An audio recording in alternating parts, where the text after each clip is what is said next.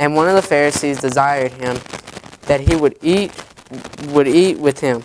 And he went into the Pharisee's house and sat down to meat. And behold, a woman in the city, which was a sinner, when she knew the Pharisee, sat at meal in the Pharisee's house, brought an alabaster box of ointment, and stood at his feet behind him weeping, and began to wash his feet with tears, and did wipe them with the hairs of her head, and kissed his feet, and anointed them with anointment. Now when the Pharisee which had bidden him saw it, he spake with himself, saying, This man, if he were a prophet, would have known who and what manner of woman this is that toucheth him, for she is a sinner. And Jesus answered, said unto him, Simon, I have somewhat to say unto thee. And he saith, Master, say on. And the Bible doesn't say what kind of woman this was, but most people speculate it to be a prostitute. And the prostitute's touching Jesus. And if you go on to a couple more chapters, probably the next chapter over, it talks about the Good Samaritan. When the Samaritan got overcome by thieves, and a priest walked through, did not help him. A Levite walked through, did not help him, but a Samaritan helped him. And Samaritans were outcast back then. The main thing of this whole devotion is the Bible says that the greatest commandment is to love your neighbor, no matter who they are. Prostitute, drug addict, someone that had a baby while she was 16, not married, anybody. There was this guy that contacted me on Facebook this week, and he dates my cousin, and they live in Texas together. And he contacted me. He started talking to me, and he got on the subject of me preaching. And then I asked him what church he went to. And I already knew he was pagan, but I forgot about it because I looked at his Facebook page once before. And he was defending his beliefs, telling people to stop trying to yell at him that you're going to hell and stuff like that. But he contacted me, and he said he was pagan. And I said, oh, okay, because I already knew he was grounded in his beliefs. So I wasn't going to take and just go in to talking about Jesus when he already knows what he believes. And so he came, and he said that I've had a lot of trouble with Christians. You know, your cousin told me that you're a hardcore Christian, the type that would tell me to go to hell. And I was like, no, I'm not like that. And he said, well, I can really tell that you're one of them good Christians.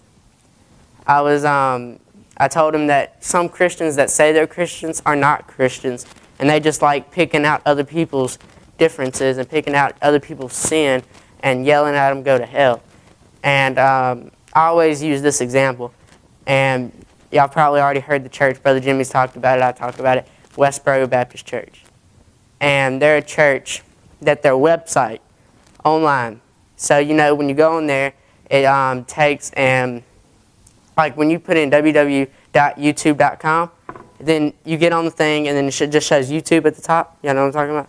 Well, you look up their website, westborobaptistchurch.com. And then the abbreviated thing up there is God Hates Fags.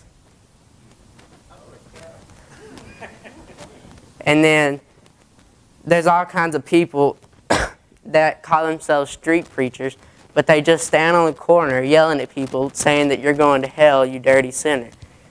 That is not what Jesus wants us to do. I'm reading this book, and I believe God gave me this thing that happened this week about that guy that was a pagan, just because he wanted me to talk about this today.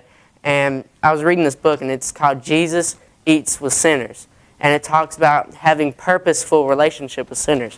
The guy talks about he wants to be more friends with sinners than Christians, because how are you going to minister to sinners if you're not friends with them?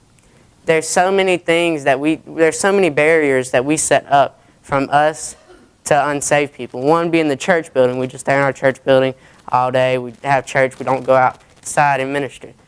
And number two would be we're just scared for someone to see us with a prostitute or a drug person. He talks about how he likes having friendships with unsaved people. And I believe that many Christians these days They yell at people telling them they're going to go to hell.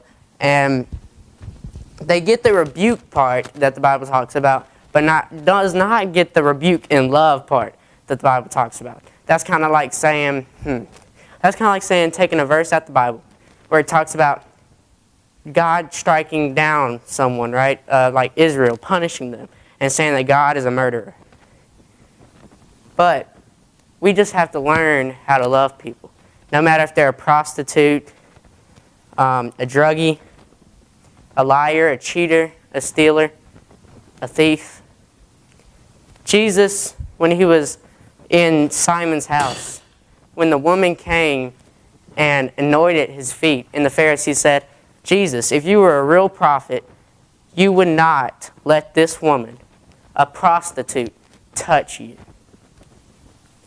My proclamation, my declaration, and y'all can follow this too, is that from now on, I'm going to eat with sinners. I'm not going to hate them and tell them that they're going to hell, because that will drive them away faster than anything. You think that you're trying to help, but you're actually not. You got to love people, and you got to rebuke them in love, and you got to get close to them. That's one thing that a lot of people do. They go evangelize someone, right? They lead them to Christ, and then they just leave them alone. You need to build intentional relationships with sinners to be able to get them. Don't be the person out on the street yelling that you're going to hell. Turn back now. Be the person that goes and eats with them and talks with them and builds a relationship with them and tries to guide them in the right way. Because hate drives nothing but other hate. Jesus did not stand out in the road saying, you're going to hell. He took and ate with these people and built relationships.